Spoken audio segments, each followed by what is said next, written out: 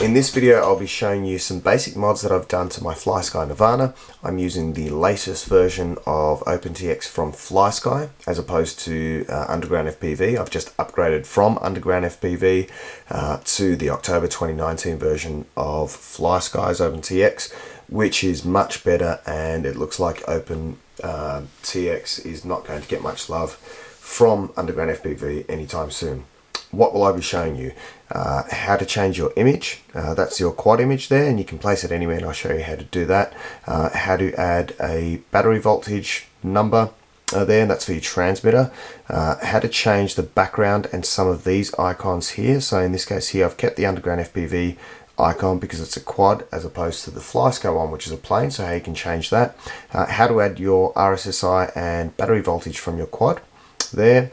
Your outputs here, so you can see there, and you can place them anywhere really, and a timer, and not just a normal timer because that simply reads as timer 1, but how you label it, and how you can also assign. So in this case here I've assigned mine as flight time, so you can see it stops, and I've also added, you can tell, voice and reset. Timer reset. The other cool thing I'll show you how to do is assign a volume. So you can see the slider down the bottom here, and if I turn it down, I meant to do that. And how you can add some other cool sounds. Shit is about to get real. I think that's everything. Let's do this. Now, the first thing you want to do is back up your SD card. You don't really have to, but if something goes wrong, I don't want you to be upset with me, so I want you to have a backup here. So back up your SD card, but you certainly need access to it. You can achieve that by two methods. One is simply plug in your USB at the back here. So I've got my cable, and plug that into your PC. And then once that comes up, simply select storage.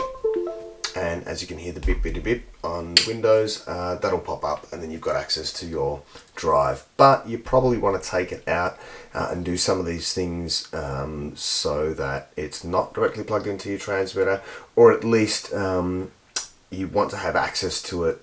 It's much more convenient if you just remove the lanyard holder bracket thing there. That way you can experiment as much as you like, and that's as simple as two screws at the back. There's the lanyard holder, and there are the two screw positions at the back there. And yes, that's an XJT module, which works really nicely on this latest software in D8 mode anyway. Okay, so the first thing I'll cover off is basic widget layout and how to add your model image, I should say.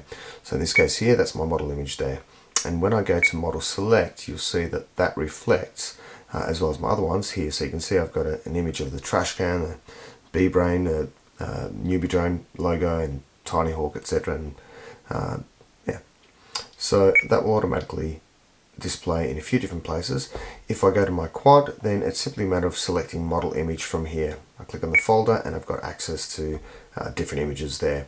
All those images come from the models directory on the SD card. So anything that you place in there, either bitmap, BMP, or PNG, and that includes transparent PNGs, that's compatible in there. I'm not sure if there are any file size limitations or anything as such, but I'll show you how to do that shortly as well. Separate to that, I talked about widgets. So how do I put it there, or can I put it anywhere else? So the first thing I'll do is click here, and again, that's just on the right hand side, your customize background button, I suppose, I don't know what it's called. From here I select top bar, and that gives me access to these two here, and then I can simply select the widget, and in this case here it's simply model BMP, and when I select that, it'll place it there. I can place it there if I like, or if I go back I can go here, and in fact let me look at a new view that's blank. This is the widget background, so this here says I want to use the whole screen. Otherwise I can tap that, and then you can see that's the most widgets that you can place. A bit too many, but otherwise you can see there are a few different layouts. Let's make it a full screen one. I'll go back. Oops. Set up widgets, I should have pushed. If I tap that, model BMP. and that places it there. So there's a few different ways I can display this, and again, if I go back and just do this and add another one, set up widgets, model BMP, there it is. So that's basically how you do your widgets. I'll flick across now to show you a couple of tricks that I do with model imagery. I'll now cover off how to change your background image and some of the logos around the user interface of the Flysky Nirvana, as well as some tricks around how to capture images for your quads and what the quickest and easiest way of doing that is. So the first thing I'll cover off is the background image. On the left hand side over here I have my actual SD card from my Nirvana, my live current one. On the right hand side I have a backup, and the backup is the original Underground FPV version that has some different imagery there as well. So before I jump into the background, a couple of tips. If you are updating firmware, particularly if you're changing from Underground FPV, you want to copy across your images folder, which contains all your quad images, your models, which contains the information around your models. You'll probably need to rebind. I found that surprisingly, models I had with my external module, XJT module, I didn't need to rebind, but other ones that were native to Flysky, I did need to rebind. Don't know what the logic is, but that's my experience. Radio, that covers off some of your TX settings, I believe, and also sounds if you had any custom sounds. So they're the main ones that you want to cover across, copy across. If you did do some customizations to your themes, that contains your imagery there. So that's where we'll start. We'll jump into themes, and you want to go to default. And here in default you find your background image there. That is a width of 320 and a height of 480. It's a PNG file. You can either amend that one, simply edit it and use that as a template, let's say, or you could simply replace it with another one. So on the right hand side, if I simply go to themes here and default, if I wanted to bring back the background from Underground FPV, in this case here I had a custom background placed in there, but simply background.png, and that's it. You can drag that across there and that will then become your background screen. Similarly, if I scroll down, if you look here, this icon here, you can see I've already replaced it there. That replaces the icon that is one of those three buttons that is on Flysky a plane, and that replaces it with a quad there. So it's mask _ menu _ model is that file. But you'll see here, if I drop that down a little bit here, all of these here can be copied across from Underground FPV, or you can edit them, but that's really where the logos are. You'll find when you navigate your menu, a lot of these switches and so forth, they're the ones that you'll find. So there's obviously special functions, for example, so you can customize that to your liking. Now, talking about quick and easy ways of getting an image for your actual quad, for your background there, all I do is simply go to Google. So I'll bring up Google. In this case here, let's say it's a trash can.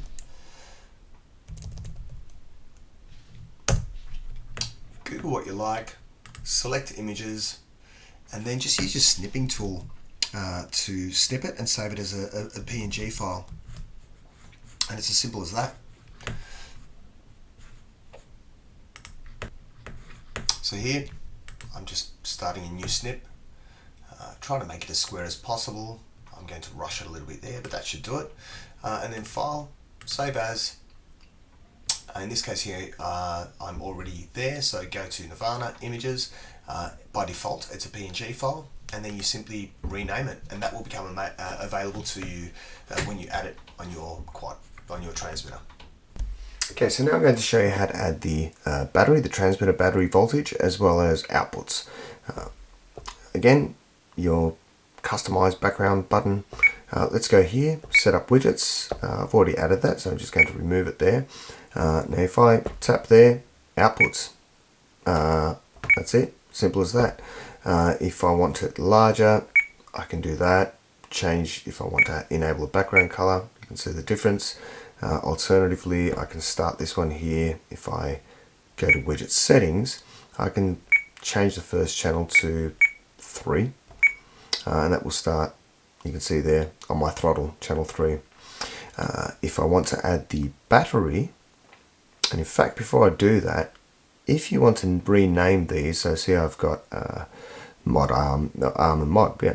if you want to rename these, simply go to your, we've got to exit out of that, go in here to your quad settings, and then across, there we go, to the outputs, the switch icon, and then here it's simply a matter of select the channel, edit, and rename. So, how do we add the battery? Going back to this one, if I want to add the battery there, I want to add a value. So, not to be confused with, if I very quickly show you, it's not bat check. Go to value, and then you can see if I scroll down a little bit more, it's in here somewhere. Oh, there it is. So it's under the GVs. Battery, I can change the color. If I want to make it lighter, just up the values there a little bit.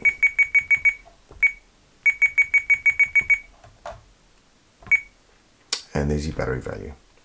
So now let's look at how we add the battery voltage from the quad and the RSSI from the quad. And you'll see the little signal symbol for signal, I suppose, there next to RSSI and the one next to A1. That's important and makes it easy to remember how to do this.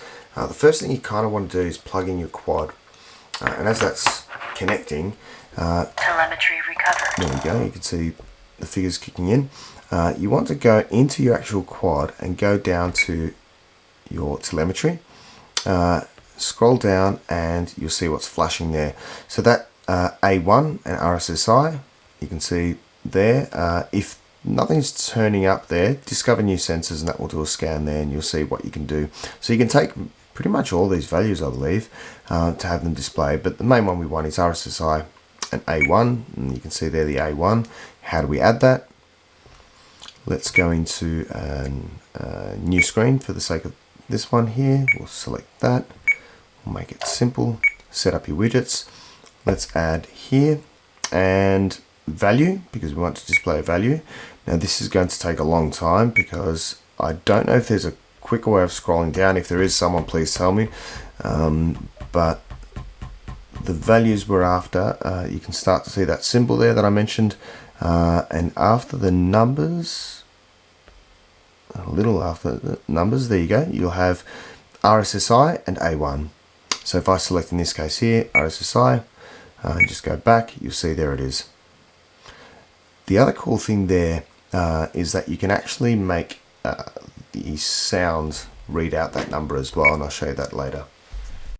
Okay, now we'll look at sounds. When it comes to adding sounds, there are two ways you can do it, or two places that you can add sounds. First is on your quad, and it's under special functions, which is this one, so the tick box. And so here, any sound that you add at this point here is only relevant to that particular model craft. So if you add any sounds here and you switch to another model, you won't have access to those sounds, or at least they won't play. So you can add them this way, but the better way of doing it is to add it to global functions, which is under the transmitter settings. And again, tick box, but this time you see a couple of stars there indicating it's, I suppose, global. These are some that I've set up. What I'm going to do is I'll remove my my armed track, so I'll just delete that, and now I'll add that up again. So select a blank spot, edit, select the switch you want to use. So in this case here, I want the switch A down. Disarmed. I'll select that. Now there are three types of sounds that you can play here. You can play sound, track, or value. So sound is as simple as a beep. So if I look at that, Disarmed. so we can add a type of beep there. Track is the one that you want, and in this case here we want this to be armed, so I like my A switch down to be armed, and we'll look for A. Now all these sounds are coming from the sounds directory in your SD card, and I think the new Flysky setup is using the amber sounds. So here we go, armed. Armed. Disarmed. I've already programmed disarmed. The other thing I mentioned earlier in the video in relation to playing values or RSSI, for example, if I select play value, then I can actually go down and choose, say, if you want your quad battery or your RSSI. So even though we have that on our OSD, you might want to assign that to a switch. So in this case here, if I scroll down eventually, here we go again. A1 was our battery. RSSI is obviously RSSI. Let's select the battery there. 0 volts.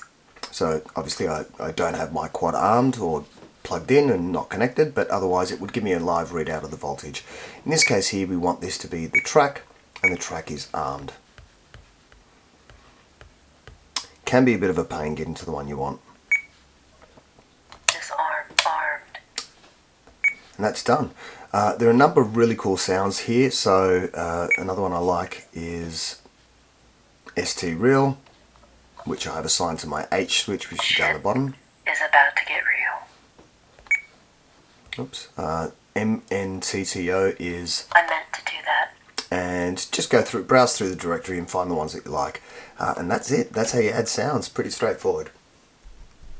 So whilst we're on this screen or within this setting here, I'll show you how to add the volume. In this case I have the volume to my VRB. I'll add it to VRA. It's the same principle. Again, edit. In this case here, the function that we want is volume. And then once you've selected volume, and it's better to select volume first in your functions there, go to switch and then scroll down and you'll find on. Oops. On. And then volume, you want to assign that to VR A or B, depending on which one of these two that you'd like to have the volume controlled by. So in this case here, I'll simply select VR A and tick enable. And that's done. I'm going to delete that because I have two volume knobs there. And what that looks like is, that's it. So this last section I'll cover off the timer and the way I have it set up. The way I have my timer set up, I like it to be associated with flight times really, which is when you have it armed. So you'll see that'll tick across, and if I flick it back, it will stop the timer. And then I can actually hit this for reset. Now we've covered off the sounds, and you'll find those sounds in the library. Armed starts with A, disarmed starts with D, reset is reset or something like that in the sound library there. One thing that's a bit of a trick, I suppose, or one thing that's a little bit misleading is that you would think that if I go here and just set up a timer, you would think that, I'll remove that one there, you would think that if I select timer, it would, there you go, timer source, timer 1, that it would have armed there, but it doesn't, it has this TMR1. If you want to have it read armed, then first you set up your timer settings on your quad, and I'll show you how to do that shortly. And then it's value. We scroll down, and if you scroll down, whatever you named your timer, however you've set it, just beneath here, you'll see there it is. So I've called mine armed. So you'll see the difference here is that looks much nicer. It's bolder, and you've got it reading as armed as opposed to timer 1. So how do I do that? Under your quad settings, so again I've just selected this one here. This is where you name it, and these are the settings I have. So I have switch A down, simple, start at 0, and that gives me my basic armed timer. If I tick this minute checkbox, that will give me a readout every minute. So Amber, or whatever her name is going to call out 1 minute after a minute of flight time, and then 2 minutes, and so on and so forth. Which leaves us with reset. How do we reset the actual timer there? Again, global functions. We'll go to our transmitter. There's our tick there. You'll see here I've got it set up to switch C down, reset timer 1.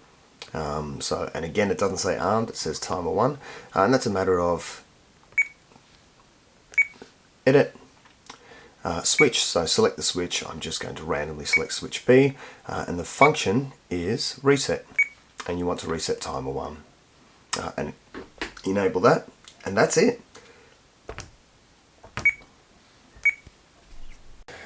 I hope you guys found that useful. Thanks for watching. That was my first attempt at such a video, so if you do have any feedback, any questions, anything else you'd like me to cover in a future video, I do intend on continuing this and adding some more content out there that may be of value. Please like and subscribe. This is video number 1 for me. So thank you. This is a great transmitter. Big fan. Love the form factor. Unlike the Jumper T whatever and Tyrannus and so forth, that looks like it's come out of a 1980s Russian science experiment of sorts. Really cool transmitter. Thank you. Goodbye.